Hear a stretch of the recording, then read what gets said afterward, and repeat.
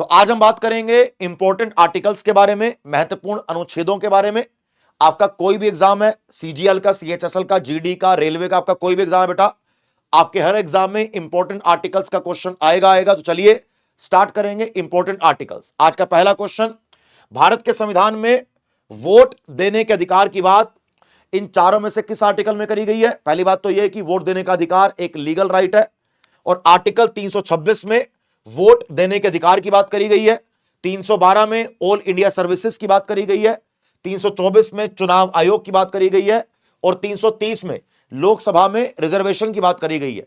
Schedule cast के लिए 84 सीटें और स्केड्यूल ट्राइब के लिए 47 सीटें रिजर्व करी गई हैं। आइए भैया अगला क्वेश्चन नेक्स्ट आपके सामने रहा, भारतीय संविधान का कौन सा अनुच्छेद राष्ट्रपति के द्वारा शपथ या प्रतिज्ञान से संबंधित है? इन चारों में से कौन से आर्टिकल में राष्ट्रपति के शपथ की बात करी गई है? आर्टिकल 60 में राष्ट्रपति के शपथ की बात करी गई है और चीफ जस्टिस ऑफ इंडिया राष्ट्रपति को शपथ दिलवाएगा। 61 में महाभियोग की बात करी गई है। 72 में क्षमादान की बात करी गई है। भारत के संविधान के निम्नलिखित में से कौन सा अनुच्छेद अस्पृश्यता को समाप्त करने की बात करता है? सर आर्टिकल 17 में अस्पृश्यता को समाप्त करने की बात करी गई है। 18 में एबोलिशन ऑफ टाइटल की बात करी गई है। 19 में स्वतंत्रता के अधिकार की बात करी गई है। 20 में अगर किसी को गिरफ्तार कर लिया तो उसके कुछ मौलिक अधिकार हैं। अगला आइए नेक्स्ट, भारतीय संविधान के किस अनुच्छेद में शोषण के खिलाफ मौलिक अधिकार हैं?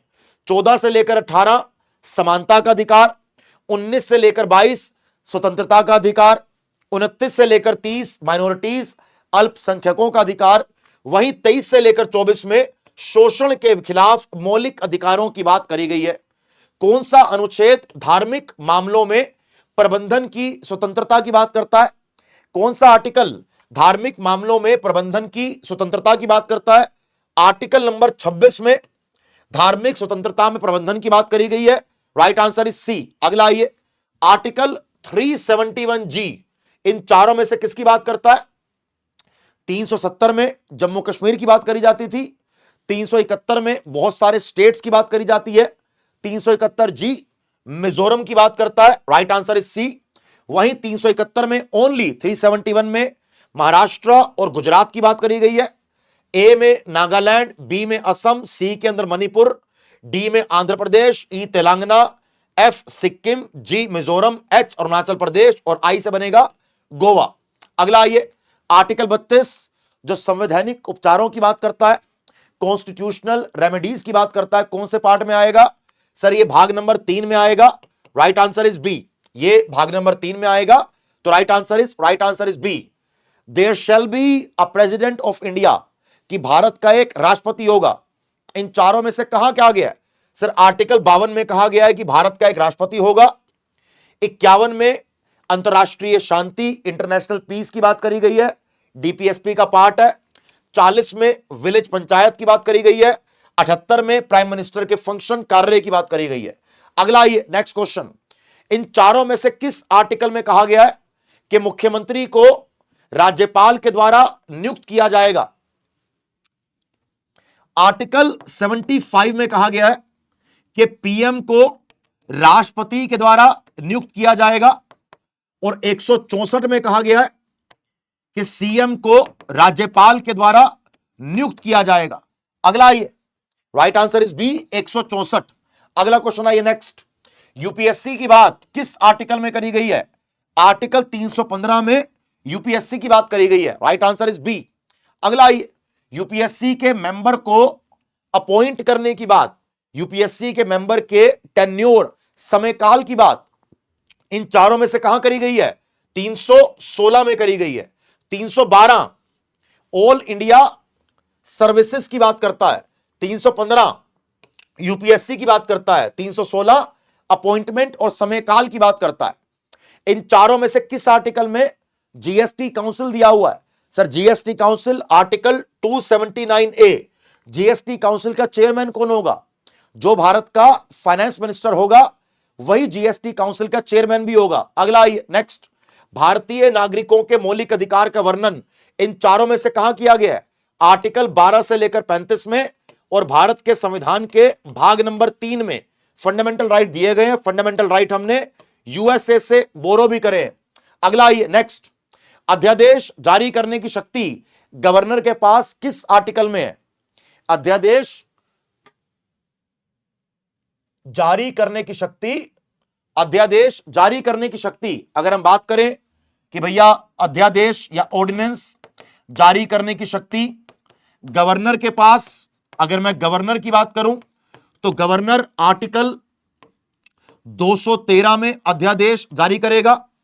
वहीं प्रेसिडेंट 123 में जारी करेगा। तो दोनों को ध्यान रखना।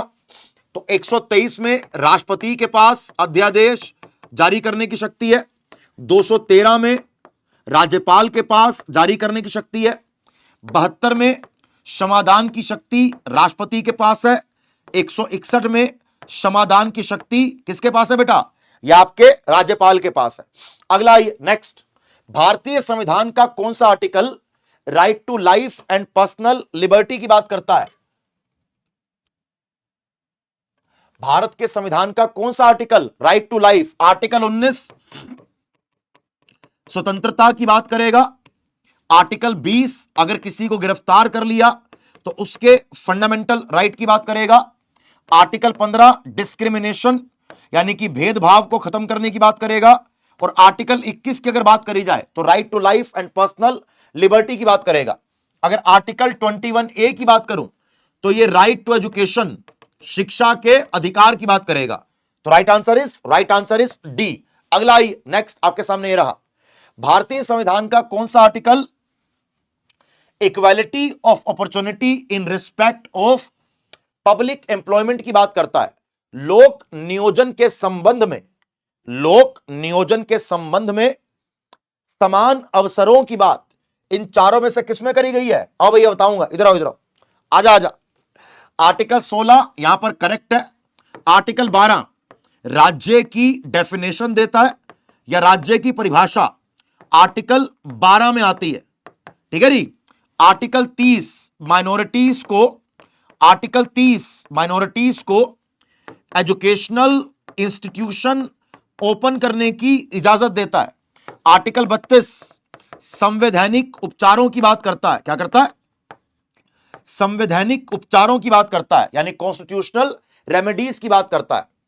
अगर कोई आपके फंडामेंटल राइट को वायलेट करे, अगर कोई आपके फंडामेंटल राइट का उल्लंघन करे तो आप सुप्रीम कोर्ट जा सकते हो।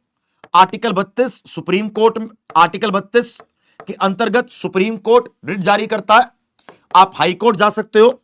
आर्टिकल 226 में हाई कोर्ट रिट जारी करता है, ठीक है भैया, ध्यान रखेंगे। तो राइट आंसर इज ए। अगला आइए नेक्स्ट क्वेश्चन, कौन से आर्टिकल के अंतर्गत राष्ट्रपति आपातकाल की घोषणा कर सकता है? कौन से आर्टिकल के अंतर्गत राष्ट्रपति आपातकाल की घोषणा करेगा? सर आपातकाल की घोषणा आर्टिकल 352 के अंदर करी जाती है। नेशनल इमरजेंसी भारत में आज तक 3 बार लगाई गई है। राष्ट्रपति इस इमरजेंसी को लगाता है। Right answer is B. Right answer is B. 1962 में, 1971 में और 1975 में 3 बार भारत में आपातकाल लगाया गया। ह्यूमन ट्रैफिकिंग और फोर्स्ड लेबर को बैन करने की बात, ह्यूमन ट्रैफिकिंग और फोर्स्ड लेबर को बैन करने की बात इन चारों में से कहां करी गई है? Right answer is article number 23 में। आर्टिकल नंबर 23 में मानव तस्करी और जबरन श्रम की बात करी गई है। वहीं आर्टिकल 24 में चाइल्ड लेबर को बैन करने की बात करी गई है। आगे आइए नेक्स्ट आपके सामने ये रहा क्वेश्चन, भारत के संविधान का कौन सा आर्टिकल राइट टू लाइफ की बात करेगा? 43B कोऑपरेटिव सोसाइटीज की बात करता है, यानी कि सहकारी समितियों की बात करता है। 29 माइनॉरिटीज यानी कि अल्पसंख्यकों की बात करता है। 19 स्वतंत्रता के अधिकार की बात करता है। 21A राइट टू एजुकेशन की बात करता है। 86 नंबर के संशोधन के द्वारा इसको लाया गया 2002 में, ध्यान रखेंगे इसको। राइट आंसर इज डी, जहां बोला गया है कि 6 से लेकर 14 वर्ष के बच्चों को फ्री में शिक्षा दी जाएगी। अगला आइए, नेक्स्ट क्वेश्चन आपके सामने ये रहा, भारत के अटॉर्नी जनरल की नियुक्ति इन चारों में से कौन करेगा?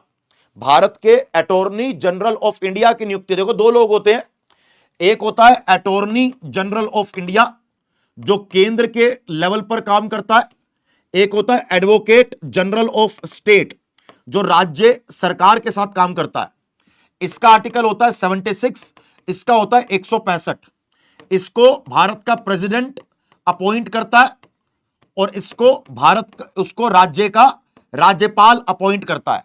तो क्या आंसर होगा इसका? भारत के राष्ट्रपति के द्वारा, भारत के राष्ट्रपति के द्वारा। 21वां क्वेश्चन, निम्न में से कौन सा अनुच्छेद संचित निधि की बात करेगा? इनमें से कौन सा अनुच्छेद संचित निधि की बात करेगा? इधर आ भैया, दो होती हैं, एक होती है संचित निधि, इसका आर्टिकल है 266, एक होती है आकस्मातिक निधि, कॉन्टिंजेंसी फंड ऑफ इंडिया, इसका होता है 267। अब एक क्वेश्चन मेरा आप लोगों से है, एक होता है पब्लिक अकाउंट ऑफ इंडिया, क्या होता है बेटा? एक होता है public account of India.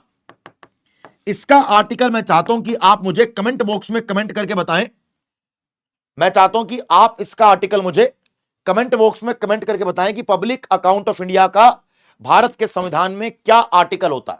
Right answer is 266। संचित निधि से पैसे निकालने का अधिकार केवल संसद के पास है, आकस्मातिक निधि से पैसे निकालने का अधिकार केवल राष्ट्रपति के पास है। अगला आइए, नेक्स्ट, इन चारों में से किस आर्टिकल में विलेज पंचायत की बात करी गई है? आर्टिकल 40 में विलेज पंचायत की बात करी गई है, आर्टिकल 40 में विलेज पंचायत की बात करी गई है। कौन सा आर्टिकल हाई कोर्ट को रिट जारी करने का आदेश देता है? 226 के अंतर्गत हाई कोर्ट रिट जारी कर सकता है। संयुक्त बैठक की बात, देखो संयुक्त बैठक हमने कहां से बोरो किया? हमने ऑस्ट्रेलिया से संयुक्त बैठक को बोरो किया। तो आर्टिकल 108 में संयुक्त बैठक या जॉइंट सिटिंग की बात करी गई है, वहीं आर्टिकल 110 में मनी बिल की बात करी गई है। अगर नेक्स्ट आगे बढ़ूंगा, भारतीय संविधान का कौन सा अनुच्छेद मंत्री परिषद की नियुक्ति और अयोग्यता का वर्णन करता है? आर्टिकल 61 राष्ट्रपति के महाभियोग, आर्टिकल 61 राष्ट्रपति के महाभियोग या उसके इंपीचमेंट की बात करता है। आर्टिकल 72 क्षमादान की शक्ति की बात करेगा कि प्रेसिडेंट क्षमादान कर सकता है। 74 में मंत्री परिषद या काउंसिल ऑफ मिनिस्टर की बात करी गई है।